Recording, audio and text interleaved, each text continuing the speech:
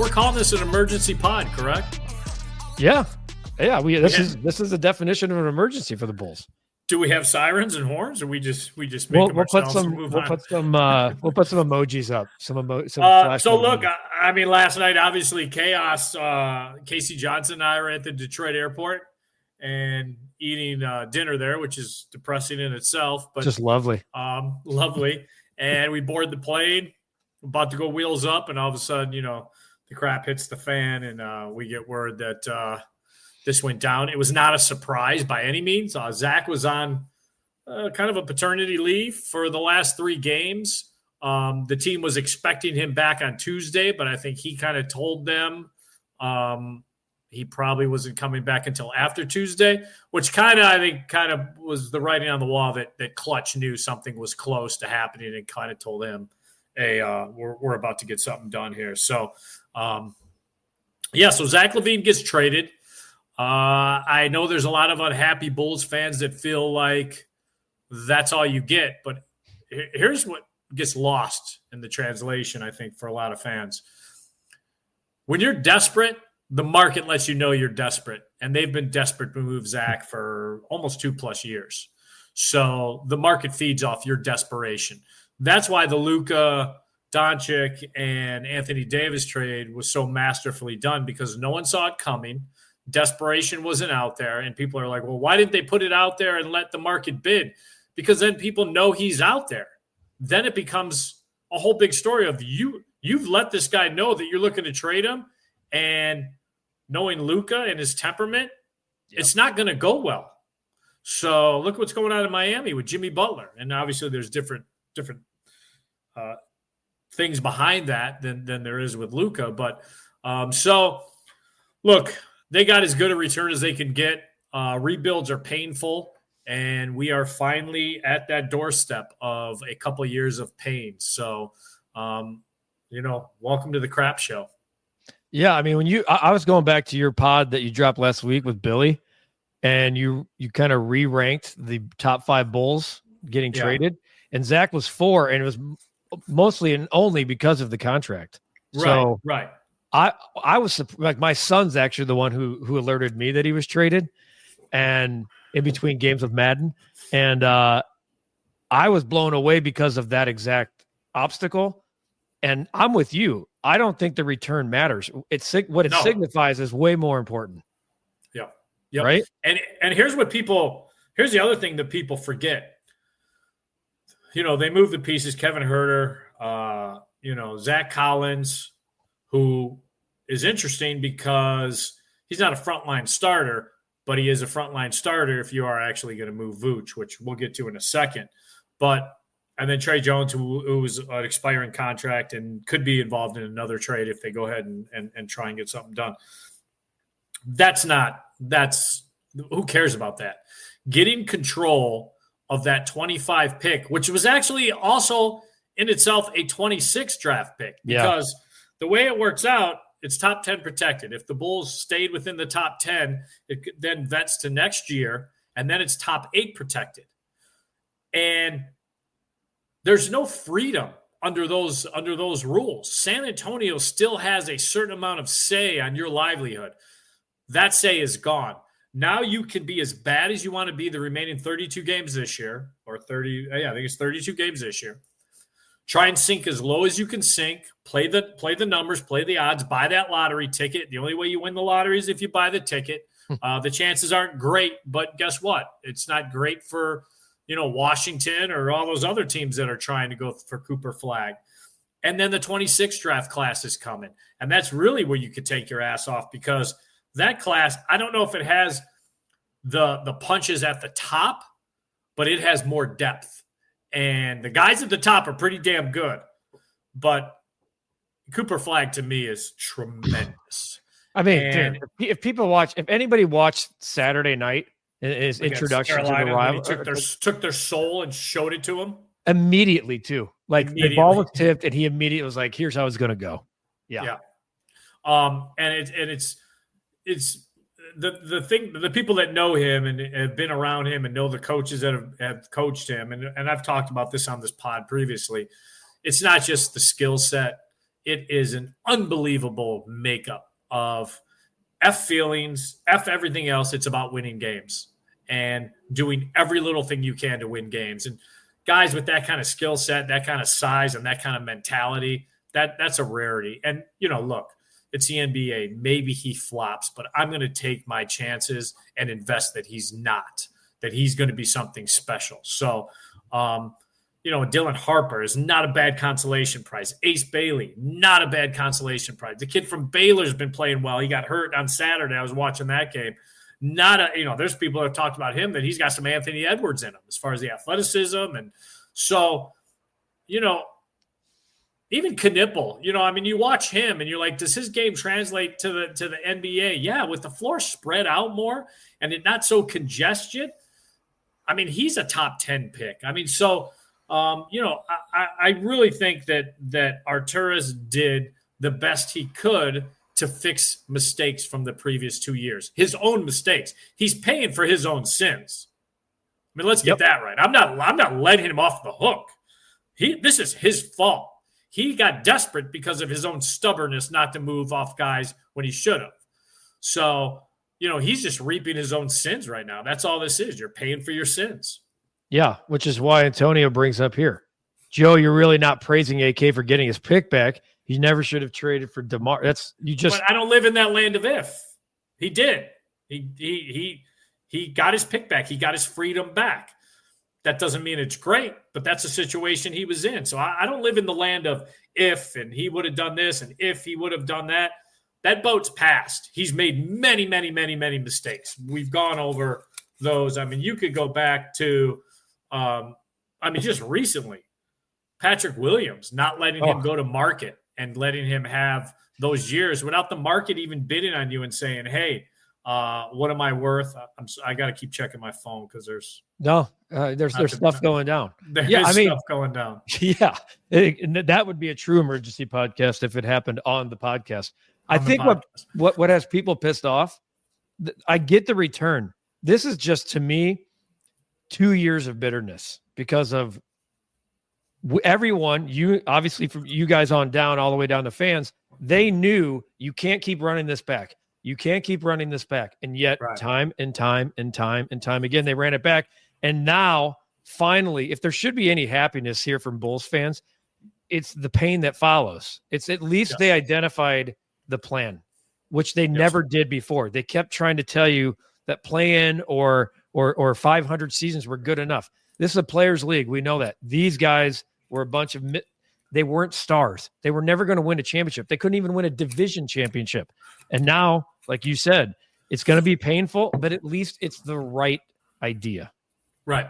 And, I remember a couple of years ago, we were just BSing with AK. It was all off the record stuff, kind of background stuff. And, I was kind of going in on him that, you got a number 8 problem. You got a number 8 problem. And it's kind of your fault. You got a number 8 problem with Zach. And it wasn't just Zach. It was the contract, obviously, that he put himself in. And so, he made a comment like, well, you guys are always blow it up, but that doesn't ensure anything. Look at Detroit, look at Houston. Now, that was a couple of years ago. Now look at Detroit, look at Houston. That if you are not the Lakers or Miami, where you're a destination place for guys, the only way to do this is to A, the draft, or B, once you have pieces like Detroit has, then you try and acquire a guy who's a superstar that could fit with your young talent that has multi-years on his contract. Because he's not going to go to Detroit as a free agent. You have to bring him in with multiple years, which they tried doing last year with Zach before Zach and his representation opted for surgery. Detroit was a team that was being talked about.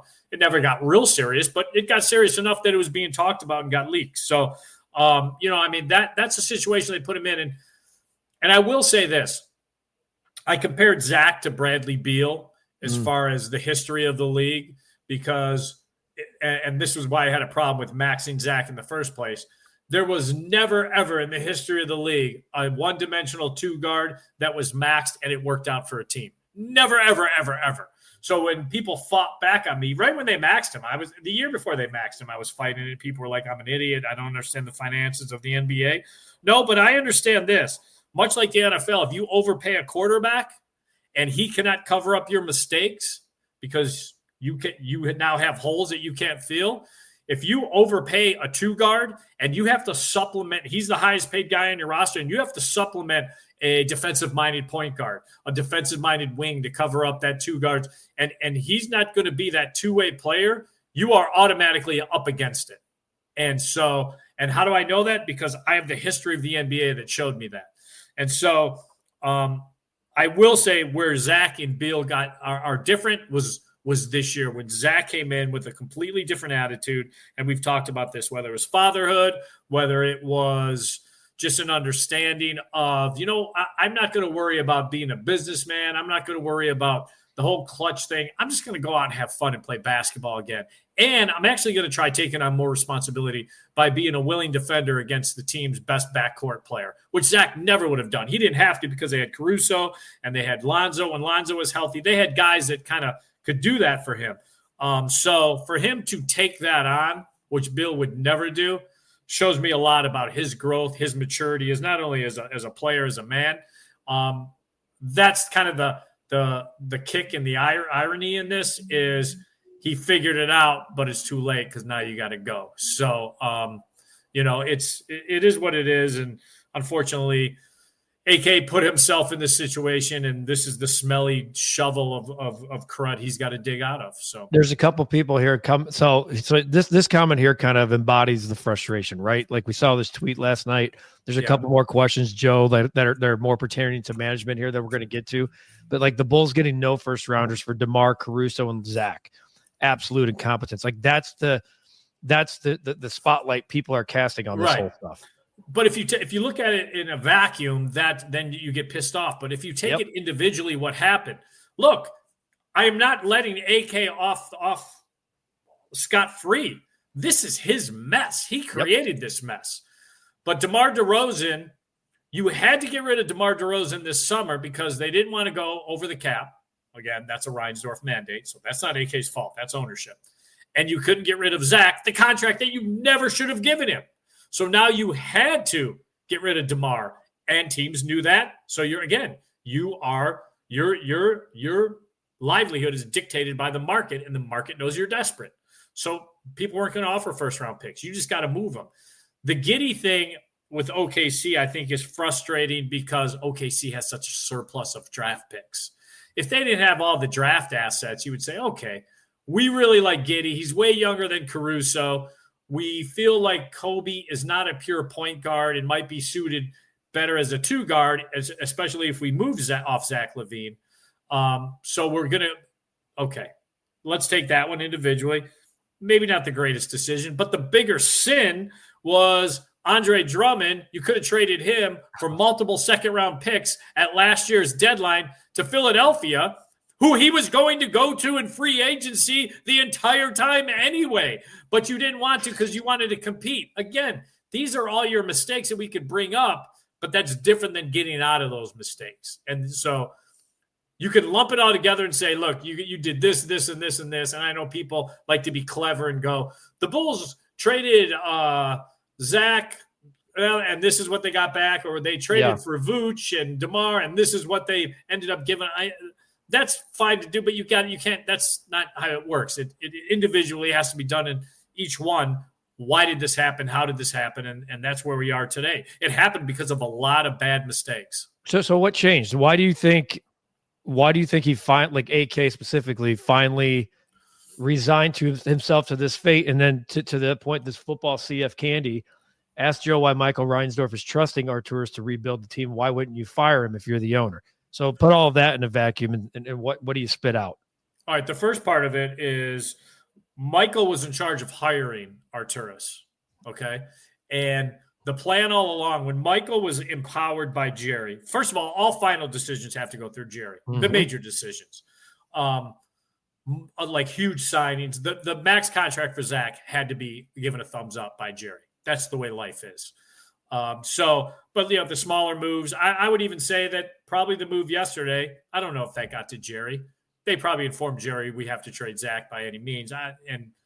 But when Michael hired him, I will say, to Michael's credit, when he was first empowered, he went into every department and fixed things how he wanted them. But the goal for him all along was, I am not a basketball guy. I'm not going to be a guy that interferes. I'm going to hire the brightest and best guy that I could find that people tell me is out there, and I'm going to give him complete power. And that's exactly what he did. Now, right or wrong, if Arturas is the right guy, but he has given Arturas complete power to steer this ship. And what I do know from Michael, when things were going crappy a couple years ago, the only edict Michael had, it wasn't you must trade this or it was you must fix this. I don't care how long it takes, you must fix it. I hired you to get us back to being competitive and for us to be a perennial playoff team instead of what is that though? What's perennial playoff team? Is that a 5 through 8? Is it a 1 through 4? No, I think 1 through 4. I think the goal has been 1 through 4. I think Michael knows enough about the brand and has traveled enough around the world to know that it is a worldwide brand. The problem is, if you're a worldwide brand, you got to act like one. You can't say you're a worldwide brand and operate like a mom and pop store. And that's what's gone on far too long.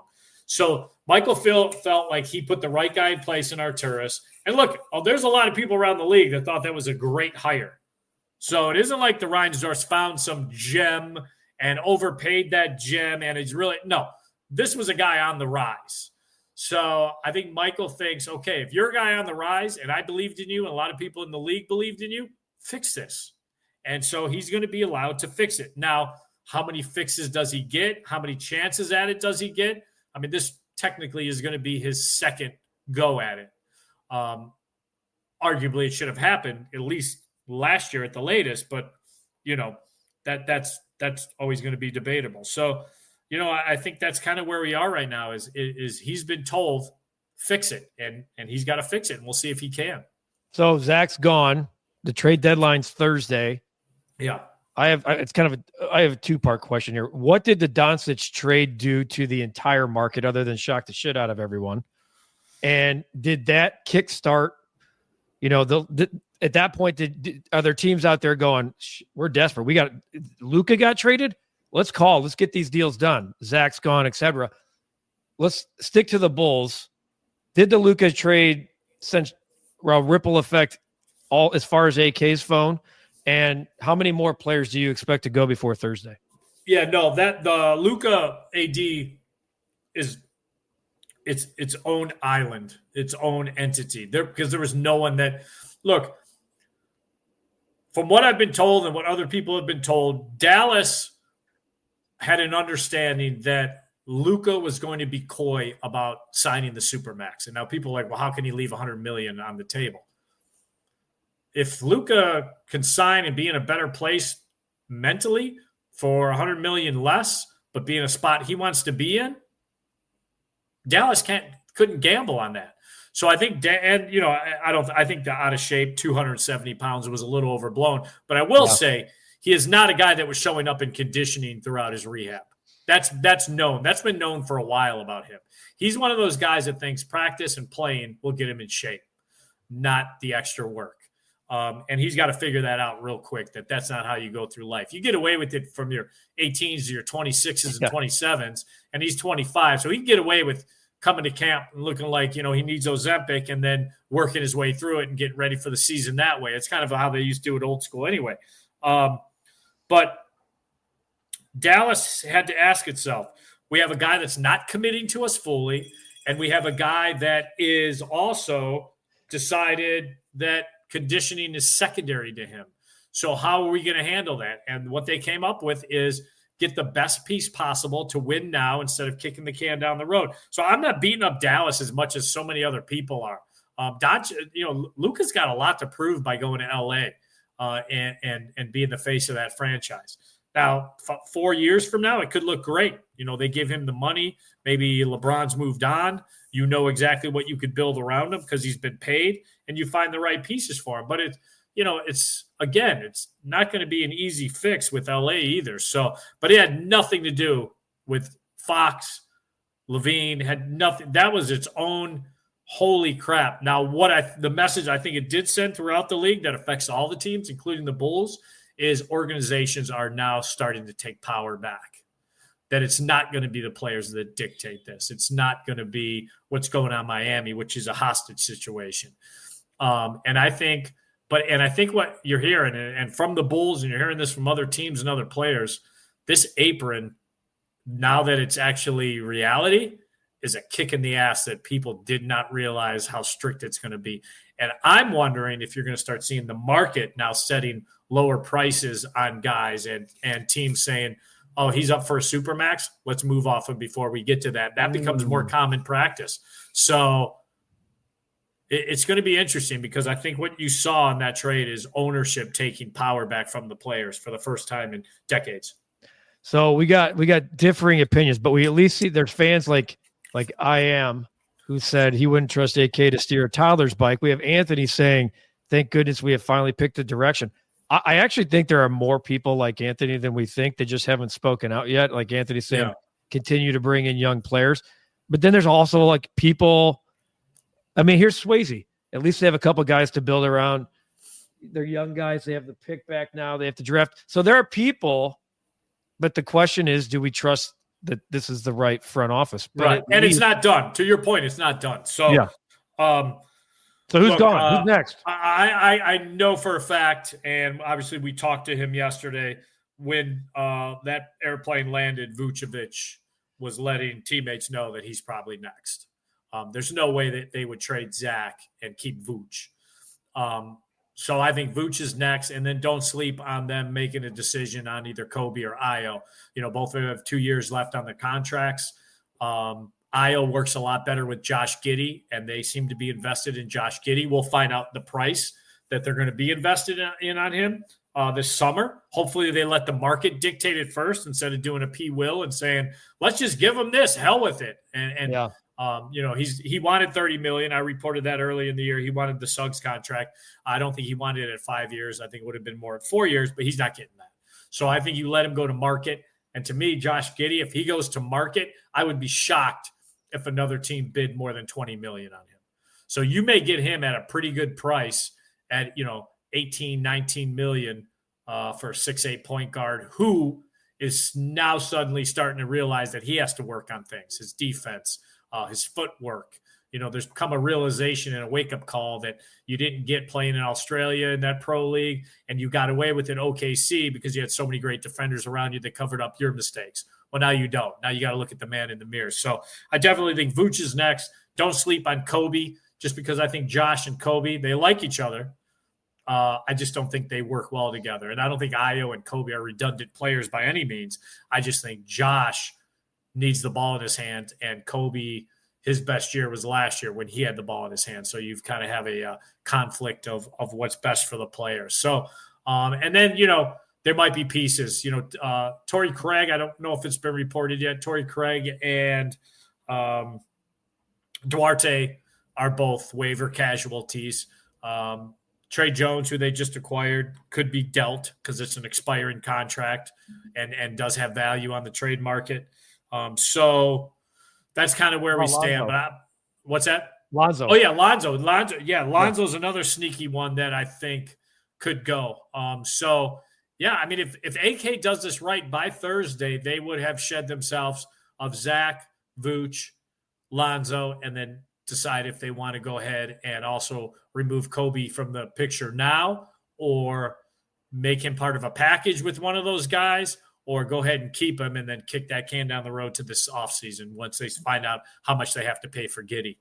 They do that. That is a huge win. People might not see it that way because of the names, but if you would have told me 2 or 3 months ago that all 4 of those guys could be gone, or 3 of the 4, and 2 would be, I mean, the fact that Lonzo has proved himself to be even in this trade conversation is remarkable in itself. Hey, where does Billy stand on all this? After all is said and done, and like all of these guys are shipped out, and it's a full rebuild mode from the bottom up, where's Billy at in the whole equation? Does he want to be a part of that?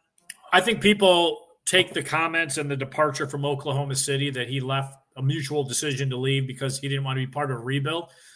There's one. Let's finish the whole sentence. He didn't want to be part of a rebuild where he had no say in the recipe.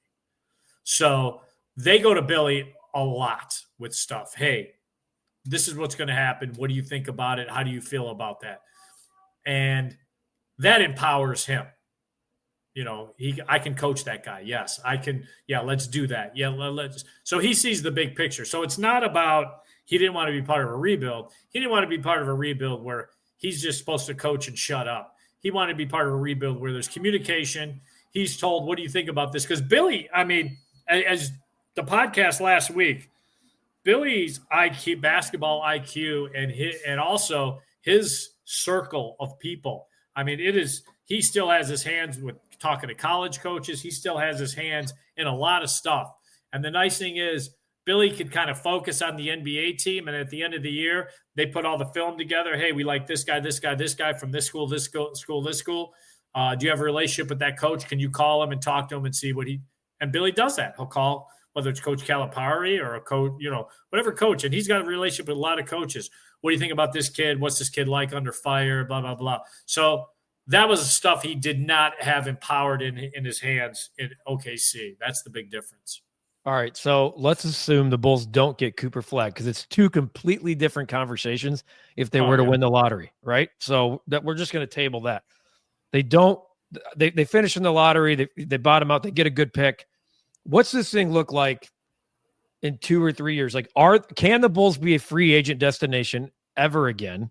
And what kind of rebuild and patience are we talking here for Bulls fans? It depends how these young guys develop. That will dictate free agency. And if guys are like, yeah, I want to play with him, I want to play with him. But that's more in a fan's head. They think that. Like, why would you not want to play with so-and-so? Why would you? Guys, I'm telling you right now, as shitty as it sounds, the way the NBA works, there's a lot of what's the income tax in that city? Yep. How bad will I get taxed? What's the weather like? And if it's a younger guy, what's the weather like so that I could go out and, talk to girls and have that whole thing. It's pretty simple. So you would have to get the right young guy where, people watch Wemby and they're like, I want to play with Wemby. It's not because I can't wait to go to San Antonio. I can't wait to go to the Riverwalk. That's and walk around with white trash. That's not what people or players are saying. I can't wait to go and play with Pop and drink wine. No, that's not what people are saying. I want to play with Wemby. That's a dude. I want to play with that dude. So they have to get that dude first, and then that opens up a different avenues. If they get just pieces that aren't foundational, then it's tough. Then you got to try trading for a vet, or you got to keep swinging and try getting that dude. And so now if they get Cooper Flagg and he is what I think he is, or say they get Dylan Harper and then that frees up some other things that they may do. Maybe they move off of Giddey or they, whatever. And Dylan Harper is what he's looked to be at Rutgers this year, or Ace Bailey. He's had a couple monster games. But right now, you just want to try collecting as many young pieces as possible. And, we're going to get to see Modest now because the minutes are going to go way up. They were supposed to go way up after the trade deadline, but because Zach went on the paternity leave, that sped up the process. And then it helped that P. Will got bumped to the second unit.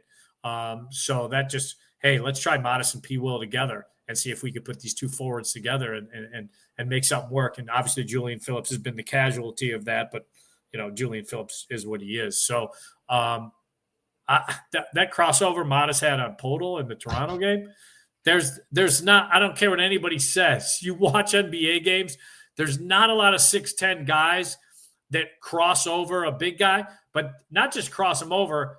There's a difference in crossovers. That thing was tight. That was boom, boom. That was tight to the body and go.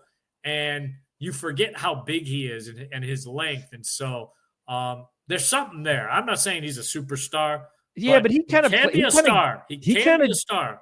He kind of has that zero you-know-what attitude about him. Oh, yeah. Which I love. If P. Will had his mentality, P. Will would be 20-12 every night. No, Modest is just, he don't give a shit who it is, who you are, your status, your resume.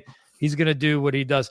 Last one, the last big one I have for you is you talked about Michael saying, fix this, right? Like you got to change this. You got to fix it. So now that it's started forever, for the first time in forever, that they truly are giving a direction here to fans, to the NBA, etc. How committed now will ownership be to this plan, other than, hey, let's make sure we're top 5 in attendance, top 5 in apparel, because that's been talked about for the last 15 or 20 years. What will we see now from ownership to say, we got your back in this situation? Or will they? I think they're just going to let them go until it's time to make a big decision. So just go ahead and think. I mean, the thing about the Bulls, say the next couple of years are bad. Like, it's not going to get Wizards bad, because the Wizards are – you talk about a team that understands tanking. I mean, they play all their young guys against tough teams because they know they're going to get their ass beat. And then against the teams that aren't so good, they sit a couple guys with injuries to make sure they don't pass those teams. I mean, it's been masterful tanking. And they're going to do that next year too. We were told, Casey Johnson and I were told by someone in the organization, this is a two-year rip job. And the Bulls should take that same mentality. Ownership should just stay out of the way. Here's the difference. The Wizards, you see it in the seats that they're tanking. The Bulls and Chicago, if there's a city that you can build and people will still show, and it's not the White Sox, and I still think, looking back to that first rip job the White Sox did, 4 or 5 years ago, whenever it was, I mean, people were so invested in the minor leaguers and how these guys were doing. The beat writers were going to cover these guys as they were coming up. So there's still an interest. It's just different. It's just not in the seats. The United Center will still sell tickets. They'll still sell merchandise. The sheep will still come. And that's the glorious thing that AKs had to wrap, that AKs had to understand, is if you want a city that you can get away with this in, a major market, it's Chicago. Couple things that have actually happened for you. The Bulls just made the trade official. There you go. Oh, they waived Torrey Craig and Chris Duarte. They're gone to make space for the 3 guys that are coming in. KC followed it up with, there's a optimism for Lonzo trade that would bring back draft capital. Yeah. So there you go. You were right. See, it happened. We had some kind of breaking news on the Breaking News podcast. Yeah, Craig and Duarte were told last night that they were being waived. They just had to make sure the trade got official. But so that was not a big shock. They were, I think, right after the trade was made, they were trying to attach Torrey Craig to another deal, and it just didn't happen yet. So they had to go ahead and make room, and so they're going to do that. And by the way, this trade kind of puts them, because they're waiving Craig and Duarte, they are officially over the cap, but they have time to get back underneath the cap. And trust me, Ryan will make sure they will. That is the number one. Yeah. They will. Chris got some money that he can borrow because they are $65 million trade deadline or trade payroll on the south side. Right. Great. So I've seen everything. People love to put grades on everything. That's the last thing I got for you, because I'll let you go, because God knows we don't need Gary or somebody else breaking more Bulls news on this emergency podcast. I've seen anything from a B+ to an F when it comes to the Bulls in terms of a grade for this trade. What would you give them? Considering the situation they were in, which is how I want to grade it.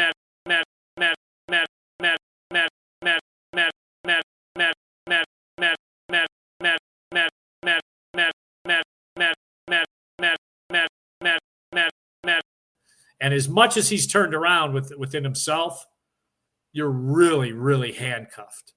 So, yeah, I mean, I'll give him a solid B+. It wasn't ideal, but considering the situation and the desperation that the league knew of, but it can't be I could go back and tear up that grade if he can't move anybody else. If this was it. Oh yeah. And then we're stuck still with Lonzo and Vooch, and you're still winning games that you probably don't want to be winning.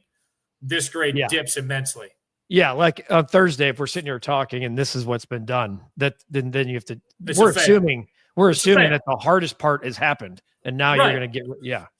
That was the one. That was the one that I thought was going to be tough. I thought it was going to be the top 3 guys would be gone, and you'd be stuck with Zach, and that'd be fine. And then you revisit it this offseason. But the fact that they were able to move the biggest boulder out of the way if you can't ski down that hill now, that's on you. Then you really, really screwed the pooch. All right, Joe. Well, you got a busy week ahead, my friend. Yeah, it's going to be. I think we're hopeful of a busy week. Usually, sometimes we don't. Yes. You don't want. This is a hopeful busy week. You know how numb it was last year at this time, Oh. the trade deadline, knowing that, because we all knew that he still thought they could be competitive and make a move in the East. And you're like, dude, you're driving this car into the wall. I'm telling you, the wall is coming. You're not listening. Why aren't you listening? Did the locker room feel that? Did the locker room feel that too? When the way you guys did? Like last year? Like last year. Were they surprised that come trade deadline? They're looking around the room. Yes, at the trade deadline, they thought for sure, what the hell are you doing? Especially they all knew that Drummond was telling people, I'm going to Philadelphia this offseason.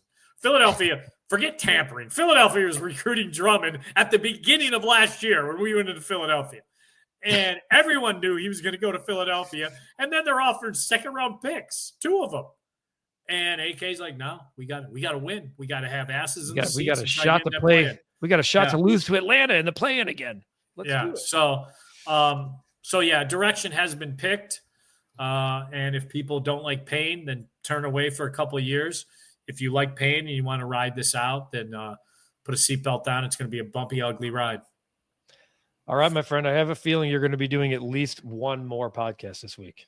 All right, sounds good. Thanks for helping process this. Oh, absolutely. And sign off the way you always do, my friend. I got next. Bam.